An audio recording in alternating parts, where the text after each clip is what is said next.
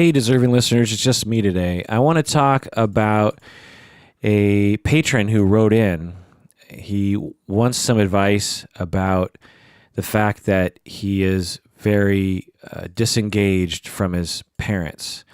He has been shutting his father out, and he would like to talk about it, and he'd also like some advice about that. So that's what we're going to talk about today. We're going to talk about his situation. We're going to talk about families and relationships with parents and all that kind of stuff. This is the Psychology in Seattle podcast. I'm your host, Dr. Kirk Honda. I'm a therapist and a professor. The patron writes in and says, Dr. Honda, I would like to ask you about something.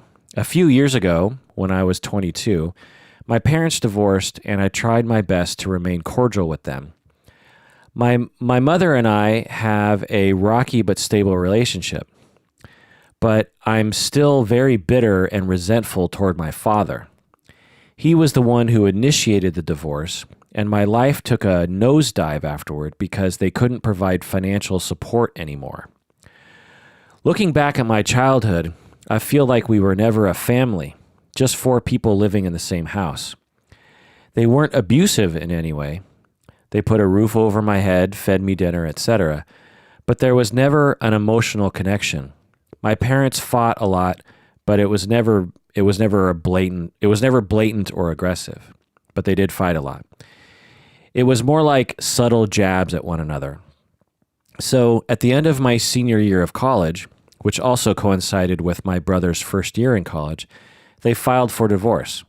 I was in school at the time and was pretty much out of money. I had no other choice but to move home. I had to witness my parents fighting all the time. I just hid in my room and played video games. I had a lot of trouble finding consistent work at the time. It was really depressing. I think my father finally realized the error of his ways and would visit me every now and then and give me some money to help with rent and stuff like that. A lot of my friends were very busy with their own lives and their careers, and those that did reach out, it was brief. I was very isolated from my friends. In the end, frustration and anger just chipped away at who I was, and then I just altogether stopped responding to my dad's texts and emails. Then one day, he asked if I was okay and if I was receiving his messages. I finally exploded on him and blamed him for everything bad that had happened in the last 2 years of my life, and I told him I did not want to see him again. I forgot what I said exactly, but I do recall his responses being genuinely surprised and dumbfounded by it all. I am now couch surfing with my grandmother now. Every now and then he texts me on holidays.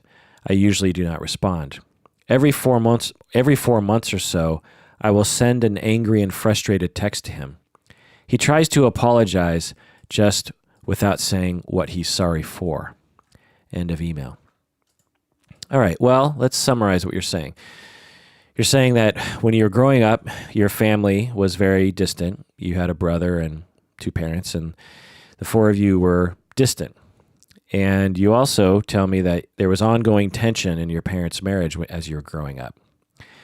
You also told me that your parents waited until both of the boys were out of the house before they divorced, and then they divorced.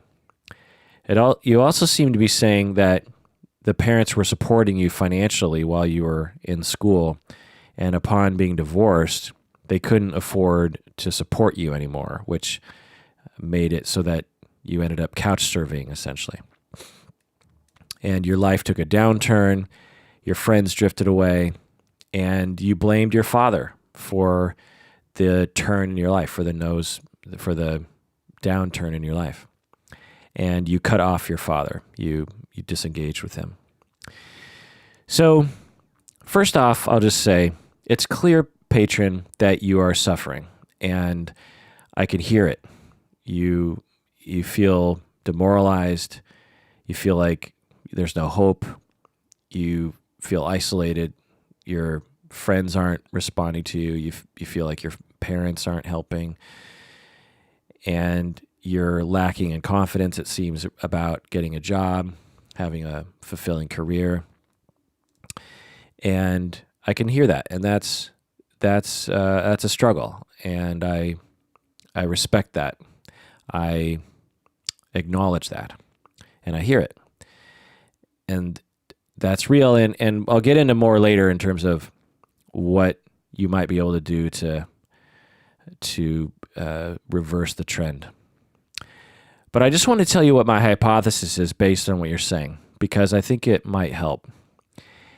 And also, before going into this hypothesis, I have to say I have no idea really who you are. And if I really got to know you and your family, my hypotheses would be much more sound and based on actual data. So, but I feel compelled to just hypothesize a little bit here because I think it might help. My hypothesis is that the real problem in your life is distance and isolation. It sounds like from what you're saying, that you grew up in a very distant home in which you didn't feel an emotional connection. That was your word. Those were your words. And what that leads to over time are attachment injuries. When you're growing up and you're feeling like no one really cares or no one's really paying attention or there's not enough warmth in your family, then your brain develops in such a way that it makes it hard to trust other people. And you'll likely end up feeling perpetually hurt and upset and rejected and neglected. And when anyone does reject you, you'll tend to react much more strongly because it's an old wound that you had from growing up.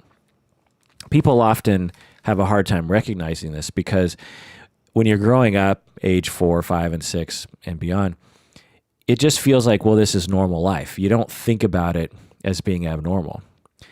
But if you're growing up in an environment that's very emotionally neglecting, then it is abnormal, and it's not good for you, not only for your psychological development, but your physical development. So then when everything came to a head during the divorce, your dad divorces your mom, and all this pain is reverberating through your family. And all of a sudden, your family can't ignore it anymore. There's been all this ongoing tension and distance, but at least before the divorce, you could kind of pretend that the family was close. But upon this divorce, it really broke everyone out of their denial. And all of your hurt and all of your anger decided to manifest itself. And you needed someone to target. And an easy target was your father. My guess is that you don't feel comfortable enough to target your mother because according to what you're saying, I think you would agree with me that both your parents are to blame for creating a family that doesn't have any warmth.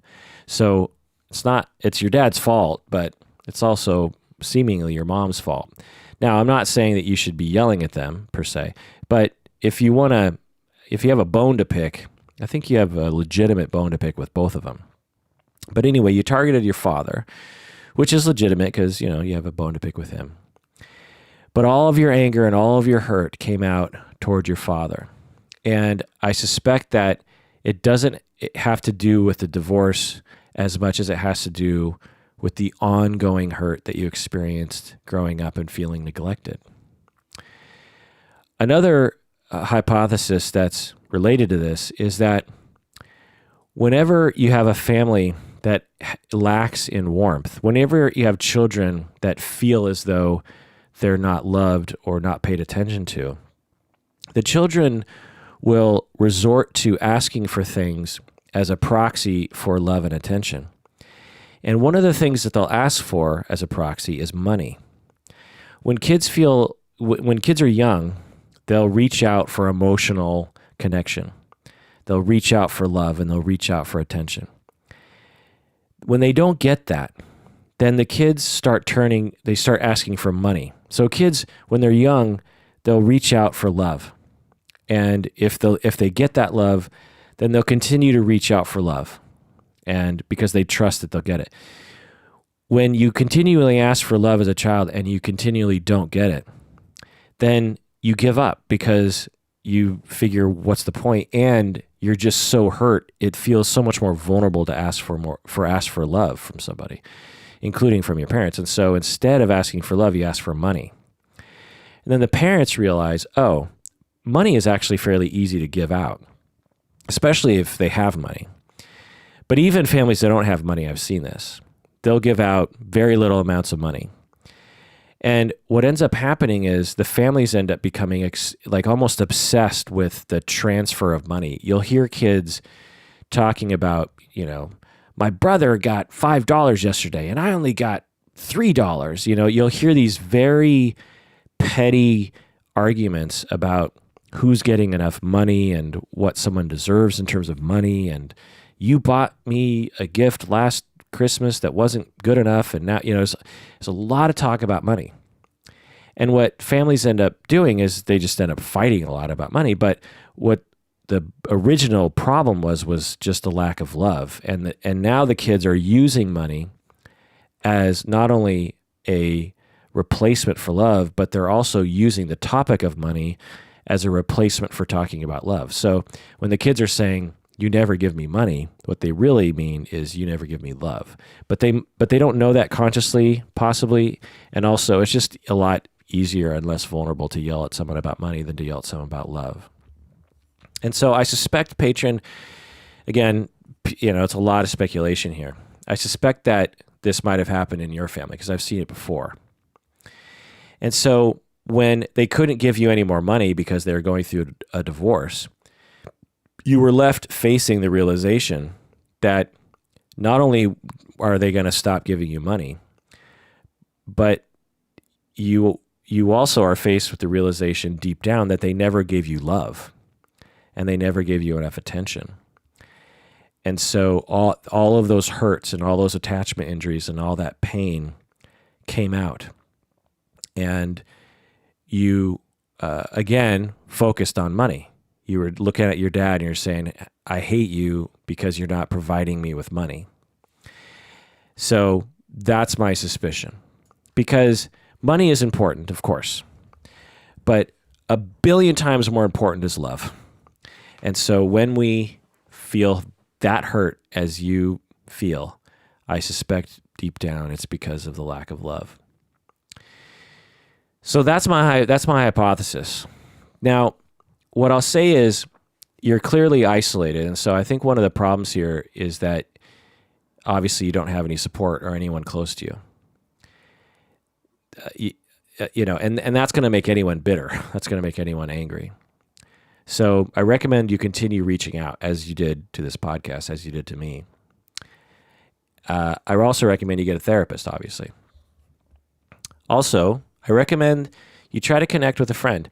Choose one friend that you know, that you feel like you can trust the best, and really sit down with them and tell them how you're feeling and tell them, look, I consider you to be a good friend and I'm feeling really alone right now. And it would be great if I felt like I could just talk with you or call you, or we could just hang out every now and then. And I just need that distraction. I know you're married. I know you have a job. I know you have kids, but if we could have that, that'd be great. Most people, if you say that to them, they not only will follow through, but especially if you pick well, but they actually will feel very good that you picked them. Out of all the other friends that you could have picked, you picked that person because you believe that person to be a nice person. And when someone chooses you like that, you tend to take pride in it and you tend to want to provide. And so I recommend doing that. What a lot of people do is, they'll text their friend, hey, you want to hang out tonight? Or, hey, what you doing? Let's do something. And that's fine. But that's a far cry from what I was saying earlier in terms of, hey, I'm going through a tough time. I need someone to talk to. Do you mind being that person? So that's what I recommend. And then you have to cultivate that relationship. You have to make an effort to keep a relationship consistent, which means a lot of different things, like, frequently contacting that person. It also means putting up with their bullshit when it emerges, when they reveal their dark side. you have to cope with that. You can't run away. So that's another thing. You also have a brother who has been through a similar situation as you have. So maybe you could connect with him. We're all alone in this life, and we're all suffering. And if you reach out to people, my guess is that they'll respond. But you have to trust that.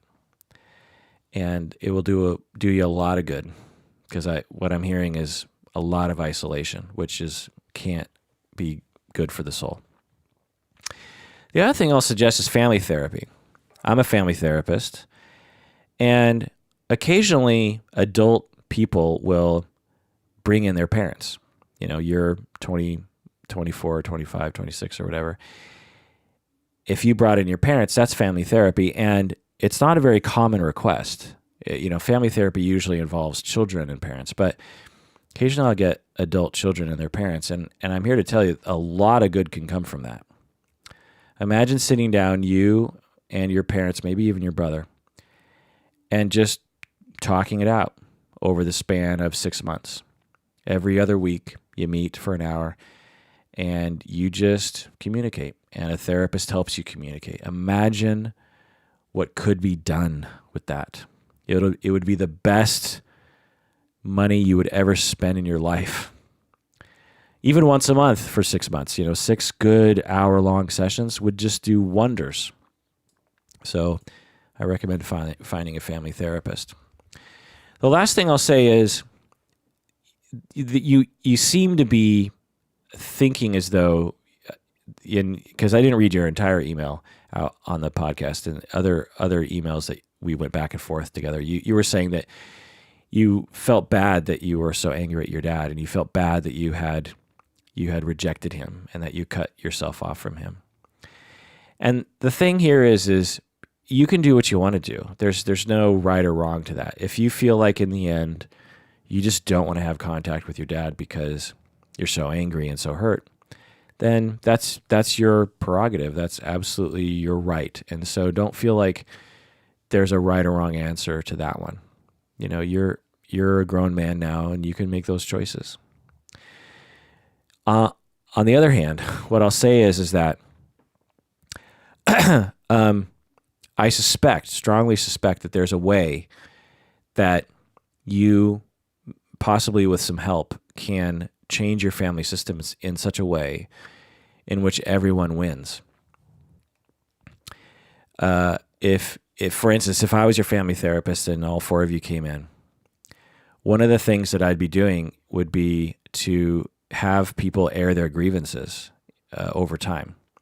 The other thing I'd be doing is trying to help people understand that everyone is trying to love each other, and everyone is trying to get love. I strongly suspect that your parents, including your dad, really, really wants to connect with you and really wants to have you know that they love you and have you know that they care. I mean, that's why your dad keeps reaching out. Now, he might be doing it in a feeble attempt, but a long time ago, he could have just walked away, right? But he because he's a dad and because dads love their children, he's trying. And so now I'm not saying that you're supposed to give in to that. I'm not, that's your choice. But over time, or say over the next 5 to 10 years, because that's how long these kind of things take, I suspect that there's a way that if you did it right, not only could you get apologies from your parent, them apologizing to you for things that they did, particularly for emotionally neglecting you as a child. Not only could you air your grievances and get a lot of things off your chest, but in the end, you could find that you have a deep, loving, mutually caring relationship between you and your parents. I have absolutely seen that. In some ways, you might even, there's a possible narrative to this in 10 years in which you look back at this time and you really thank your father for divorcing your mom because it woke your family up and made you face your problems for real and gave all 4 of you an opportunity to break free of the chains of where you'd been for 2 decades and create a brand new family system. One that is more communicative, one that is more caring, one that's more trusting, one that has routines that involve back and forth communication. You could start that ball rolling by, instead of texting with your dad, just have a phone conversation. Let him have it. Tell him how you feel. And give him a chance to respond. And maybe he doesn't respond well, but deep down he loves you in all likelihood, and he wants to do right by you. And deep down, I think you want him to love you. Because like as with all fathers, all fathers love their kids, except for psychopaths. There's a small percentage, but all non-psychopathic parents love their kids. All kids want love from their parents and want to love their parents. And so there's a chance. Now, it'll take time. It's not just one conversation. We're talking hundreds of conversations that will likely need to occur. But think of the benefits to that. Not only would you rid yourself of this monkey on your back about, what to do about your father and feeling angry and resentful and bitter and guilty for having cutting them out of your life, but the healing process that would facilitate in your own psyche, in your mind, will make it such that you'll be able to trust people more.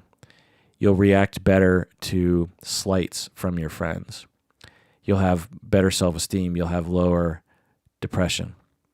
Of course, I can't guarantee those things, but I suspect that those are results that are possible. So there's so much fertile ground there. It takes work. It takes actual work, but it's not hard work like climbing a mountain. Emotionally, it might feel like that, but it's just having conversations. Just call your dad on the phone and have as honest as a conversation as you possibly can. And just keep doing that. That's what I would do if I was your therapist. I would just try to facilitate honest communication. If that means you being angry, then that's what it means. If it means both of you crying on the phone because of all the hurt that both of you have felt over the years. I mean, think of the hurt your dad has felt as a child. Both your parents, when they were children, likely went through just as bad as you did, if not worse. And so they know what it's like, in all likelihood, to grow up in a very cold household. So I see tremendous hope, and I see tremendous healing that is possible. I'm not telling you have to do it. I'm not telling you you're a bad person if you don't do it. You could walk away from your relationship with your dad. There's a lot of other ways to wellness. There's a lot of other ways to heal that wound. But as a family therapist, I'm telling you, as a relational therapist, I'm telling you that when you go back to the original source, the healing is exponentially expedited. When you go back to the original attachment figure, the original object, the resonance in your psyche regarding the internal representations that can be bolstered and diminished in a healing way is tremendous. So I recommend that. And obviously, you can hire a family therapist to guide you in that. You can even go to a family therapist in individual therapy, and they could guide you without, if you're worried about bringing your whole family into therapy, you can go to a family therapist and they can guide you on your visits or phone calls with your family. I've worked with many clients in that way. I work with a lot of students in that way.